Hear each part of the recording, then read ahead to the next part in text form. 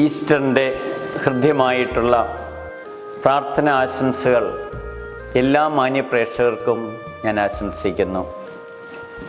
ഉത്തരനായ യേശുവിൻ്റെ സമാധാനവും സന്തോഷവും നമ്മുടെ എല്ലാവരുടെ ജീവിതങ്ങളിലും എന്ന് നിലനിൽക്കട്ടെ എന്ന് പ്രാർത്ഥിക്കുന്നു. 3 ചിന്തകൾ ഈസ്റ്ററുമായിട്ട് ബന്ധപ്പെട്ട് നിങ്ങളോട് പങ്കുവയ്ക്കാൻ ഞാൻ ആഗ്രഹിക്കുകയാണ്. ഒന്നാമത്തേത്, അസത്യവും അനീതിയും അഴിമതിയും തിന്മയും വിജയിക്കുമ്പോൾ ഓർക്കണം, അവയ്ക്കൊക്കെ നൈമിഷികമായിട്ടുള്ള വിജയമേ ഉള്ളൂ.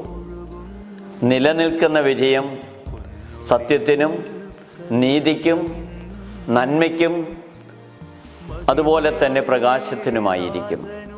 യേശു 3 നാൾ കഴിഞ്ഞ് വിജയശ്രീലാളിതനായിട്ട് ഉത്ഥിതനായപ്പോൾ യേശു നൽകിയ സന്ദേശവും ഇത് തന്നെയാണ്. നിലനിൽക്കുന്ന സന്തോഷവും സമാധാനവും സംതൃപ്തിയും ലഭിക്കണമെന്നുണ്ടെങ്കിൽ അത് നീതിയിലും സത്യത്തിലും നന്മയിലും പ്രകാശത്തിലും അധിഷ്ഠിതമായിട്ടുള്ള ജീവിതങ്ങൾക്ക് മാത്രമേ കഴിയുള്ളൂ.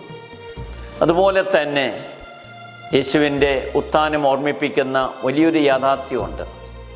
യേശു ഉത്ഥിതനായി ശിഷ്യർക്ക് പ്രത്യക്ഷപ്പെട്ടപ്പോൾ തൻ്റെ പാർശ്വത്തിലെ മുറിവും കൈകാലുകളിലെ മുറിവുകളും കാണിച്ചു കൊടുത്തിട്ട് അവിടുന്ന് പറഞ്ഞു, നിങ്ങൾക്ക് സമാധാനം. യേശു വലിയൊരു ദർശനം നമുക്ക് കൈമാറുകയാണ്. കുരിശില്ലാതെ കിരീടമില്ല. കുരിശിലൂടെ മാത്രമേ കിരീടം നേടാനായിട്ട് കഴിയൂ. ത്യാഗത്തിലൂടെ മാത്രമേ മഹത്വം നേടാനായിട്ട് കഴിയൂ. അതുപോലെ തന്നെ ജീവിതത്തിലെ അധ്വാനത്തിലൂടെ മാത്രമേ വിജയം നേടാനായിട്ട് കഴിയൂ. കുരിശുകളും സഹനങ്ങളും വരുമ്പോൾ പതറാതെ നമ്മുടെ ജീവിതങ്ങളിൽ അടിയുറച്ചു നിന്നുകൊണ്ട് നമുക്ക് മുന്നോട്ട് കുതിക്കാം. 3-ാമത്തെ ചിന്ത പങ്കുവയ്ക്കാനായിട്ട് ആഗ്രഹിക്കുന്നത്, യേശുവിനോടൊപ്പം ചരിക്കുമ്പോൾ നാം ഭയപ്പെടേണ്ട കാര്യമില്ല. ധീരതയോടുകൂടെ മുന്നോട്ട് പോകാൻ കഴിയും. അതാണ് ശിഷ്യരുടെ ജീവിതത്തിൽ പ്രകടമായത്.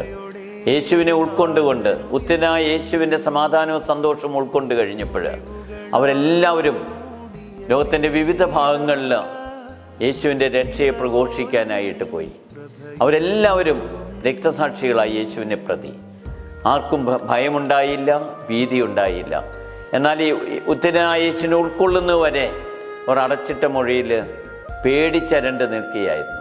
പക്ഷേ യേശുവിൻ്റെ ഉത്ഥാനം അവർക്ക് മഹത്വം നൽകി, ധൈര്യം നൽകി, ധീരത നൽകി. പ്രിയപ്പെട്ടവരെ, നമുക്കും യേശുവിനോടൊപ്പം ചരിക്കാം. അവിടുത്തെ അദൃശ്യമായിട്ടുള്ള സാന്നിധ്യം മനസ്സിലാക്കി മുന്നോട്ട് കുതിക്കാം. അവിടുന്ന് നമ്മെ നയിക്കും. ഉത്തരനായ യേശുവിൻ്റെ സമാധാനവും സന്തോഷവും ഞാൻ നിങ്ങൾക്ക് ഏവർക്കും നേരുന്നു. Happy Easter.